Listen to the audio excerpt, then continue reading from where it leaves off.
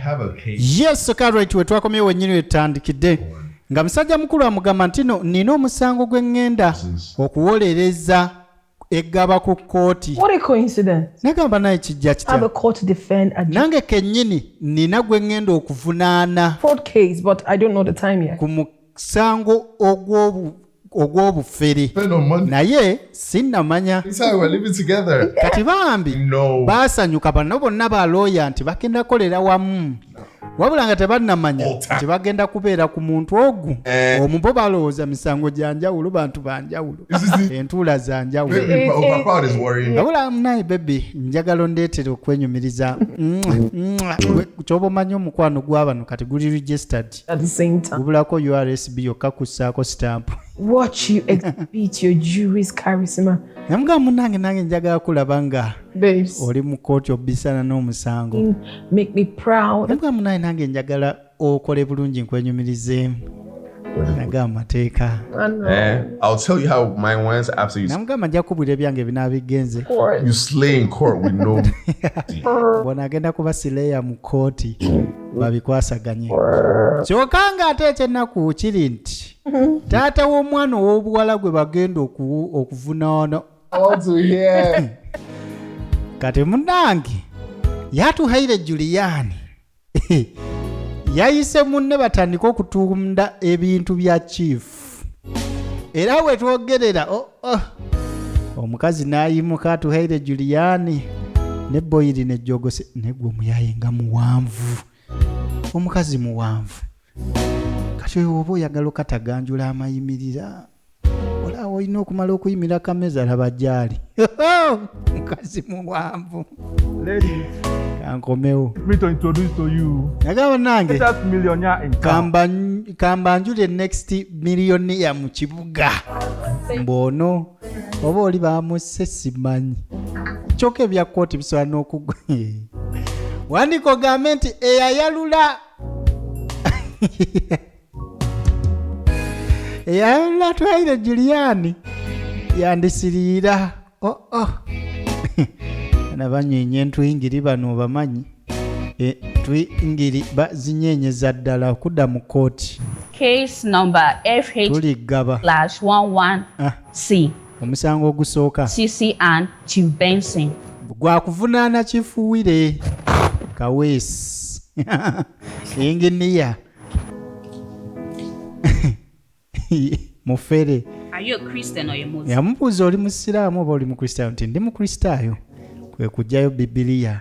Oba olina okulayira nti byogenda okwogera ge mazima. You're going to swear to this Bible that was Kyogenda kulayira nti byonna byogenda okuwaano ge mazima. for the truth. N'agamba ndayira. Baasi kati awo buli kyoyogera awo. That you, Chief Benson, owner of Benson and Sons Company, on the 12th of October was accused of fraud and money laundering by Larugis Company Limited. Chief Benson, are you guilty or not guilty? Not guilty. Yaganirawo nti tegumusinga Not guilty. ng'omutemu waffe naye we yagamba. Counsel, you may proceed. Baasi kati gundi etandise mu musango gwa butemu sorry gwa bufere nti kampani ye yafera. My client here N'agamba client wange oyo was impersonated by his munnaye si ye yakikola. who used his company name to Manager we ye yakozesa erinnya lya kampani mu bufere obwo. innocence Ye of my client is crystallized by nga ye talina musango signature on kubanga ku biwandiiko okwo tekuli mukono gwe. single business. Kati ono nno awolereza ssezaala we kati ate omwana alina obusungu ku taata ayagala taata My asibwe client yamutaatulukuka. is innocent of these. Baasi yagamba nti talina musango. Objection, my lord. Banaye nina kyenteesa With respect to my learned colleague, n'ekitiibwa kyonna the court needs to know kooti yeetaaga omanyi his client connived with his manager nti kilayanti we yakonaivinga ne manager kwegamba baakwatagana ne manager ne beetaba mu bufere obwo era kyali kigenderere. Objection. Lira omwana banaye nina kyenjogera. When you run a business of the size, Bw'oba oddukanya bizinensi ennene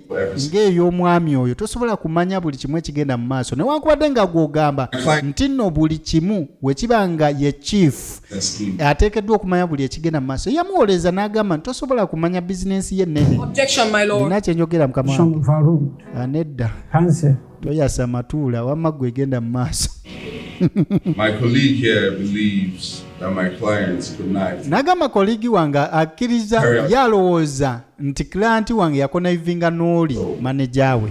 I didn't know naye traces of his signature. waabanga yakonaivinga lwaki tekuli mukono gwe nga ye CEO. I maintain era nsigala ngamba talina musango owange talina musango. Nedda nina kyenjogerawo. Overruled. Nedda toyassa matuula. You may proceed. Wamma gwe genda mu maaso. to bring this to this honorable court. Nedda maliriza ngamba The request for an appeal tusabayo and my client's bail. munaye beyiro atandika okukoleza okuva ebweru. Bail condition for this offense. Naga munaye bail condition eri bweti Civilian amweyimirira ateekeddwa okuba mu nnansi and the property in GRA. mu kibuga kino ate nga ayinamu ettaka. Already provided, sir. N'agamba ebyo nja bireeta nze nja mweyimirira. Anything to say to that? N'agamba olina kyoyogera ku ekyo nga gwe omuvunaana avunaana. For the very first time, my lord, N'agamba olw'omulundi ogusoose align with my learned colleague. ngenda kukkiriziganya naye If he meets the bail condition, bw'aba meetinga bail conditions ng'aliwo amweyimirira oyo bamwe bail. Yeah, in the next court sitting. Kanamugamba alina okubeera nga tafuluma kibuga. Join this case till 15th of November. Baasi nga 15 Novemba omusango genda okuddamu okuwulirwa. Kooti neggalwawo ku olwo. Nkugambye omwana avunaana taata. Butuufu webeeraba balaba mizimu oba kati ono aba ali wano ku ssimu ayambadde ekyangwe kye. Yana era mu bintu byonna mwalondayo ekyo mundeke mwaba judicial storage. Hello, Chief. Barrister, Yamugamba waayo lawyer. that female lawyer that just dashed out Omukazi oyo abadde anvunaana against me, where has she gone to? alazeewo oba Why? lwaki kuba kati awo oba oyagala kubiyingizamu ngozi You know her? omusango guba gubalya.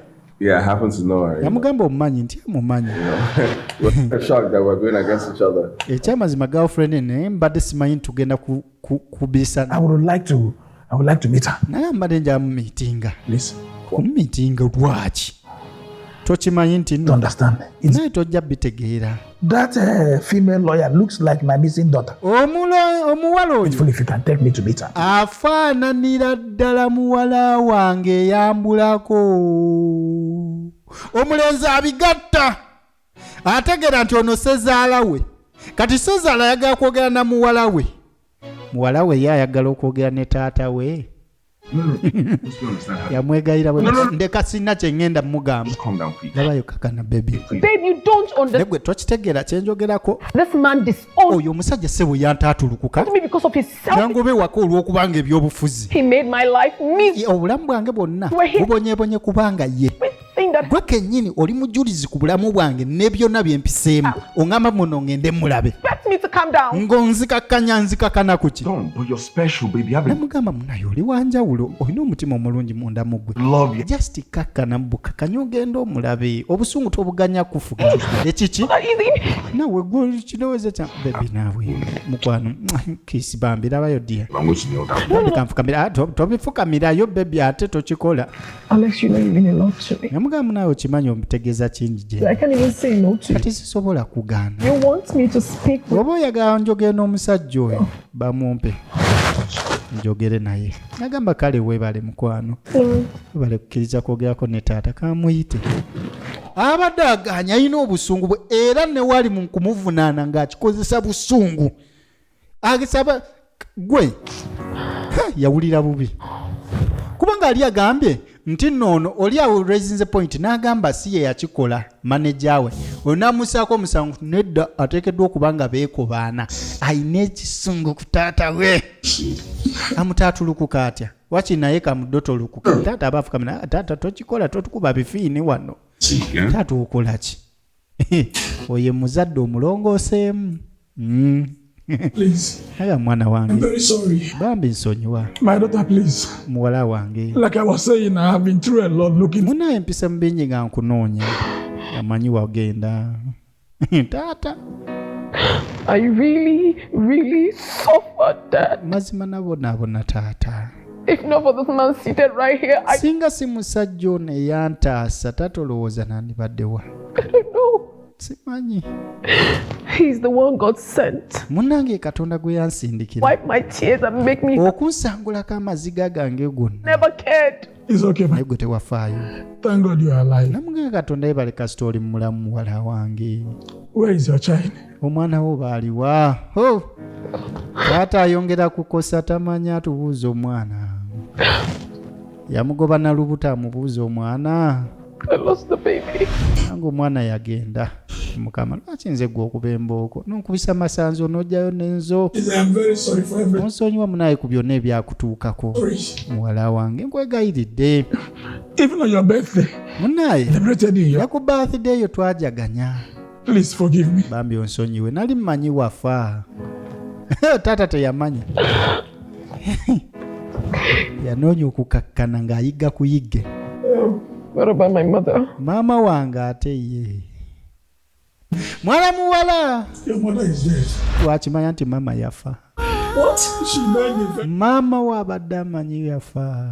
Abadde amanyi mulamu ne taata agamukubye nti maama wo yafa ku lunaku lwe nakubika. Teyasobola kiwanirira. Taata nkugwe mu bulago oba. Bamejje byabeerawo okumugumya. Obulamu obulumi butuse buto mukazi wattu. Akajja akimanye nti yafiirwa omwana. N'afiirwa ne maama. Omulungi we maama taliiyo. Ebyambi nga binajja kati maama we aliwo. Ye mulamu we. Wandiika ogambe nti mulamu maama. Doctor, please. Sorry, but please. Ebyambi nga binajja.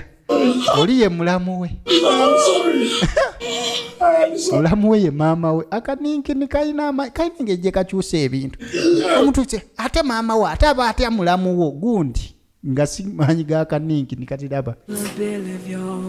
Wabula bali wa chief bana abasiru bali mu kweyagala wa chief.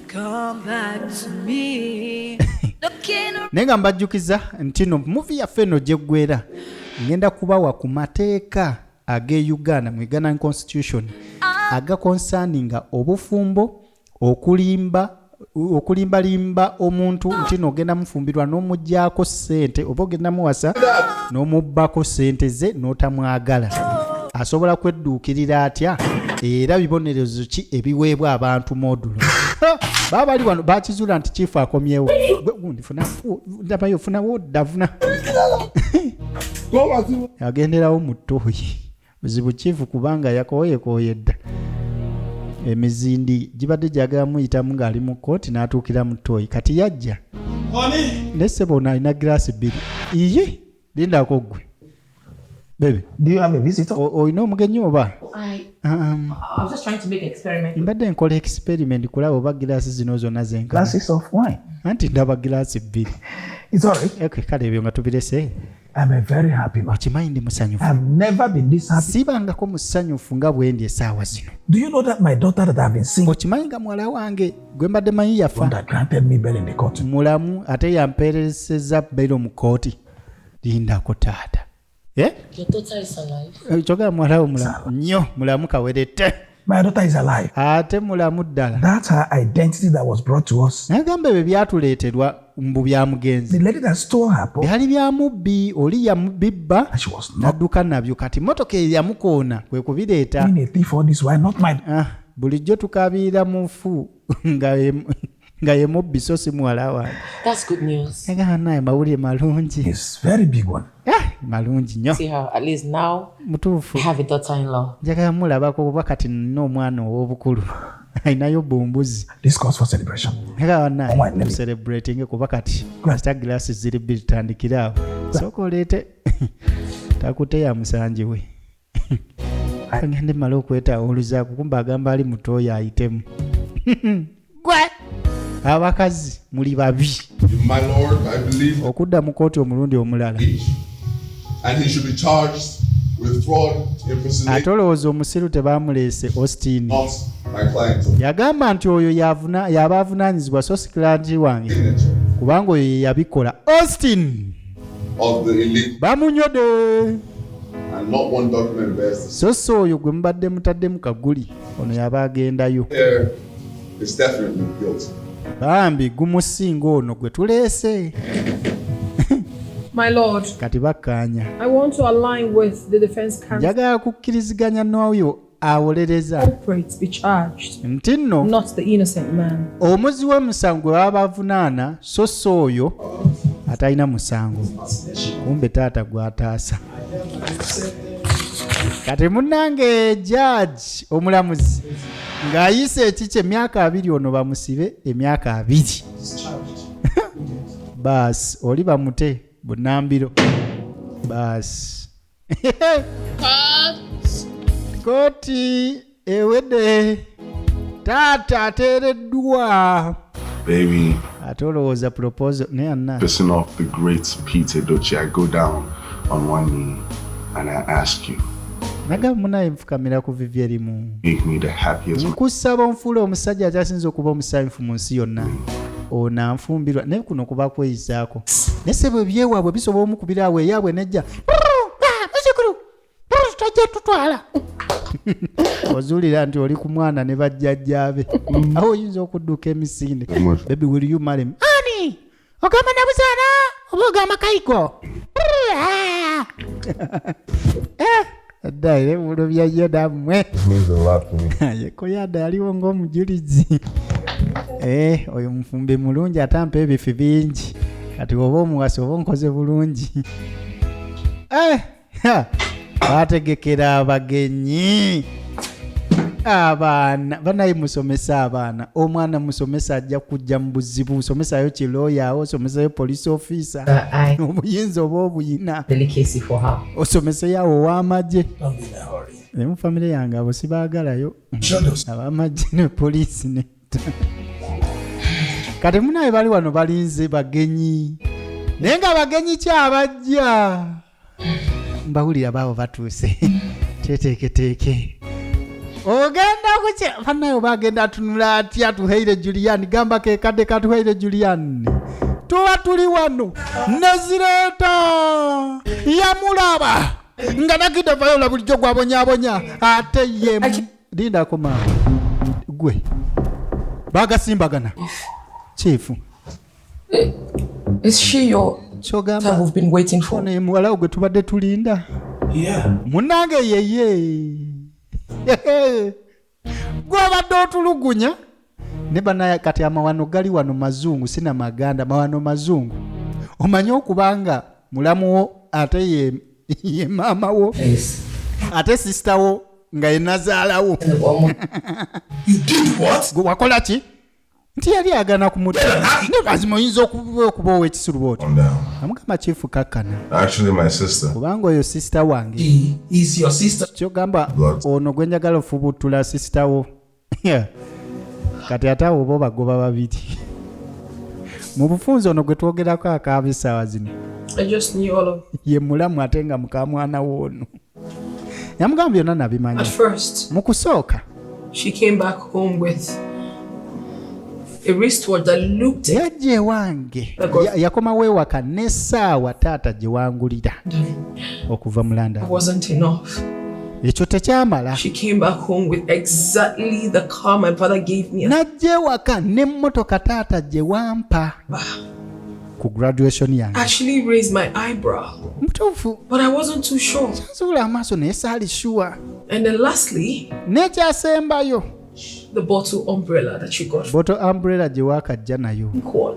butuufu taata gye wampa Came back with it. nayo n'agireeta ewaka I was surprised. nabeera surprise ebintu n'emigattagatta ye It was just too much for me to bear butuufu byali bingi nga sobola bigumiikiriza because of the maltreatment she gave me while I was living with her. olw'embeera gye yali ampisaamu My daughter, yamugamba very sorry. nsonyiwa ku ekyo muwala wange You see, I started giving those. ebintu natandika obimugabira munange They were bringing back your memory. nga bindeetera memory ebijjukizo It ng'ate mmanyi wali wafa muwala wange feel like I pushed you out to die. ng'ate nze kenyinze yakusindiikiriza okufa kye nali mpulira munda mu nze Rosie, onsonyiwe please forgive me. yagamba nakidde bambi nkwegayidde nsonyiwa I understand. n'agamba nkitegeera But I have one thing to tell you. naye nina ekyokugamba kimu Yes, I have forgiven you. Nkusonyiwa. No grudges against you.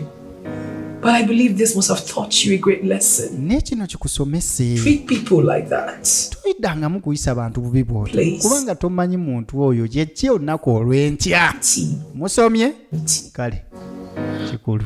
I forgive you. Nkusonyiye maama ate ng'oli muula. Went through a lot. Naye munayi wayita mu bingi. Naye. The other day, we were involved in a shootout in our house. Bambi. And I'm sure it's connected to the murder case Rosie handled. Because ever since then, we've been getting, Munyumize gejje basinkana. But Sango. I'm happy nothing happened to us.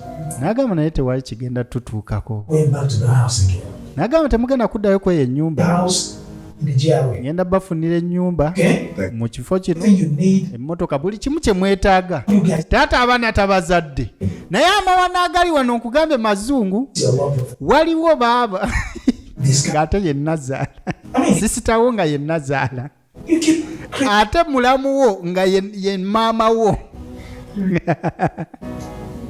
and N'omwana gw'ozaala nga ye mulamu wo. I would like you to go to Lagos and handle my traveling agency. Nagamba lwaki temuva mu egyo emisango giri risike giba gikola balabe. Emirimu gye balina egy'abalooya oba ofuna balabe. Please, can we go somewhere and talk? Maama teyayita omwana ow'obuwala bagende boogeremu. Yae Rosie Destiny Etiko so nga mwana mulenzi Alex Yere Emondi mimi ye Lizzy Gold amanya gago screen Jerry ye Ilale Eze mukama waffe. So babesi tugenda kubanga tugenderawo straight ku mateeka gaffe age Uganda agagwa mu kiti kino kati wuliriza tusimbule tusome. In your constitution, based on the constitution of the Republic of Uganda mu 1995 nga we gakwatibwamu ne current judicial precedents gano ge mateeka ndi mukumenyeramuko ku mateeka agakwatagana ku bufumbo, cheating kiyite adultery, financial exploitation okukuula omukazi oba omusajja mu linnya ly'omukazi mu linnya lya okubakuula mu linnya lya laavu ne false premises to marry okusuubiza omuntu nti nja kuwasa ate n'otamuwasa emisango gigina amateeka gaffe gali bwe gati. Ku marriage provisions in the constitution article 31:1 agamba nti equality in marriage. Men and women are entitled to equal rights in marriage during marriage and at its dissolution. Nti abasajja n'abakazi bali equal bamwenkanonkano 50-50 mu bufumbo. Kitegeeza tewali muntu alina kutwalibwa kutreatingibwa kubeera wansi wa munne. They should all say and you listen to. So obufumbo mukazi wo si mudduwo. Otegedde ekintu ekyo. Aye naawe omukyala kobeere ng'olina ssente omwagalwawo babbaawo si mudduwo tomwozesa bupale nga tayagala. Article 31 Roman number 3 agamba nti free consent. Marriage shall be entered into with the free consent of the man and woman intending to marry. Nti obufumbo bwakyeyagalire eri abo ababiri abasazeewo oli abo omusajja oba omukazi. Tebanakugana kukwasa abakazi bangi bagambye to the man and the woman nti no eri omusajja n'omukazi kyeyagalire buyingire ng'obwagala. Article 31:2 agamba nti no rights of widows and widowers. Parliament is asked to create laws protecting the rights of widows and widowers to inherit property and parental rights over children. Nti no Parliament eyina obuyinza obuteekawo amateeka obutondawo amateeka aga protecting bannemwandu ne bassemwandu okusikira ebyobusika by'omugenzi okubeera n'obuyinza ku baana n'okubeera n'obuyinza ku baana baabwe. Prohibition then waliwo ne kino prohibition of same sex marriage. Article 31:2A explicitly prohibits marriage between persons of the same sex. Mu Uganda amateeka gagaana okufumbirwagana oba okuwasaŋŋana abantu ab'ekikule kimu. Omusajja tawasa musajja munne n'omukazi tawasa mukazi munne. Ebisiike ntayi You get a point? Kane tujja ku cheating si. Okucheatinga oba adultery in Uganda. Kagamba adultery is no longer a crime. Okwenda si musango era tegukusibya mu kooti. Tegukuvunwanwa mu police okwenda. In 2007, the Constitutional Court of Uganda in Law and Advocacy for Women in Uganda, or Attorney General, declared adultery a non-criminal act. Before obwenzi gwabanga musango naye kyali unfair kati babikyusa ne bagijjawo nti obwenzi oba okwenda tegulina kuba musango. Lwaki? It was scrapped for the previous law mu section 150 of the Penal Code. Emabega before nga tebanaba likwatamu lineteeka was found to be unconstitutional, discriminatory and unequal because it heavily punished married women for cheating while being lenient or silent on married men. Nti etteeka eryo eryali livunaana okwenda lyali lifevalinga abasajja ng'omusajja waayenda itsoke naye ng'omukazi waayenda avunaanibwa bubi nnyo. Kati gavumenti n'etuula n'erikwatamu negamba nti obwenzi oba musajja oba mukazi si musango. Tosobola kuwaabira nti bawange yayenzi mututte mu poliisi oba mukomera. Kane bagamba nti it's a civil remedy. Why? Nti while not a crime, nti nga si musango, adultery remains a valid ground for divorce. Obwenzi esigala nga nsonga ya nkizo mu kwawukana kw'abaagalana. Separation, child custody and sharing of property under civil law. Nti obwenzi newankubadde nga si tteeka naye era esigala nga nsonga ya nkizo abantu okwawukana, osobola okwawukana ne munno ku lw'obwenzi. And bwe mbamba tute mu Bible ogenda kwesanga nga obwenzi yensonga yokka esobola okuleetera okola ki okukkirizisa okwawukana n'omuntu wo. Biblikale w'osoma obulungi, next time nja kubaleetera eyo verse. Kati katwogere ku kye tuyita false promises and draining of money. Wano wennyini ewali ensonga enkulu. Wuliriza nnyo besiti. Okusuubiza omuntu n'omubbako sente ze mu linnya lya laavu bino ebituukawo. This is a recognized civil wrong. This is a recognized civil wrong in Uganda. Si kirungi wano Uganda, particularly when one party invests money in another with the expectation of marriage. Nti okusaasaanya omuntu ku muntu sente olw'okufumbiriganwa si kirungi singa biba bya bulimba oba omuntu oyo tatuukiriza kintu ekyo. Waliwo kye tuyita breach of promise to marry. Bagamba nti courts have interpreted the breaking of a marriage promise after financial investment as a form of fraud or misrepresentation. Nti musango okukuula omuntu sente mu linnya ly'okufumbirwa era kati omusango ogwo gugwa mu bufere ne kye bayita misrepresentation. Right to refund. Gwe bakoze ekintu ekyo waliwo osobola okuddizibwa sente zo. Nti if a person breaks a promise to marry after taking money, omuntu singa amenya ekisuubizo ky'okufumbirwa oba okuwasa ng'amaze okulyako sente zo, school fees ziyite school fees oba other forms of investment oba nga sente z'otadde mu bizinesi ye, ndi mukuwa school fees osobole okunfumbirwa kaana gwe oluvannyuma lw'okusoma, ndi mukuteeka mu bizinesi yo Mirembe Beddings sorry to mention, ndi mukwongera mu bizinesi yo osegera sente ate kati olw'obufumbo ate kati weekuba ku ddiiro ki ekyo bakiyita ig funding education. The aggrieved party is entitled to refund of their money. Nti oyo gwe bakikoze gwe bakudde ateekeddwa okuddizibwa sente ze. Kati waliwo omusango gwaliwo mu 223 ne 226 in a landmark case the court ordered a woman to refund million. Court yalagira omukazi aliwe million 9.4 ezo ze bamuteekamu mu ssomero n'akakadde kamu olw'okulumya psychological kwegamba damages psychological anguish after she accepted money for education but later refused to marry the man citing